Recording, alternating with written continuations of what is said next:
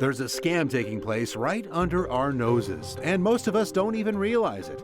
That extra virgin olive oil you're pouring into the pan or on top of your salad, well, it may not even be olive oil.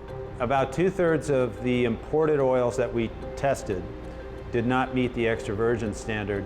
And since most of what we consume in the U.S. is imported, 95% is imported, that there's a lot of not very good olive oil out on the shelf. Dan Flynn and his small team of researchers at the UC Davis Olive Center are responsible for putting this food fraud in the international spotlight. What we're finding is that there's a lot of companies out there doing this, and there's really very little enforcement to make sure that the consumer is getting what they think they're paying for. So buyer beware. Your bottle's label may say extra virgin, but it might not be true. Sometimes we're finding oil is adulterated with oil other than olive oil. We do find that on occasion, that there's an olive oil that might be 50% canola oil. So these were oils that were rancid and they had off flavors. They just were not very good tasting. But what we have found is that many consumers actually treat that flavor profile as a familiar one, and that's what they're used to having in their kitchens. And a lot of people don't really realize this, but olive oil is essentially fruit juice. And the production of olive oil is you're crushing fruit and extracting juice, and the oily part of the juice is what's going in the bottle.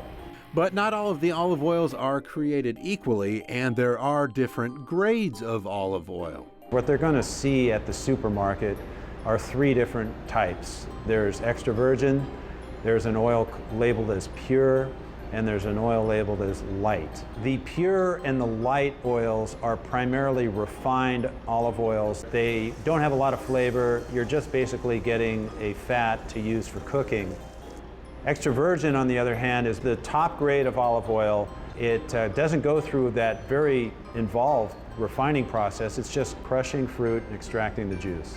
It could be very fruity and very complex, almost like a wine could be described. In the meantime, Dan and his team still have a lot more work to do, but they hope through their research and education to one day revolutionize the olive industry. Our goal is to come up with faster, better, and cheaper methods to evaluate the quality of olive oil and to create the conditions where the consumer does not have to wonder about the quality of the oil on the shelf, that they're confident if it says extra virgin, that there are no defects in the oil. UC Davis had a huge impact on the California wine industry and really put it on the map internationally, and that's our ambition to do for olives. Tracking down counterfeiters' olive oil is worthy of a Sherlock Holmes adventure. European officials say that profits from counterfeit olive oils are on a par with drug trafficking. And it's a crime with a long history.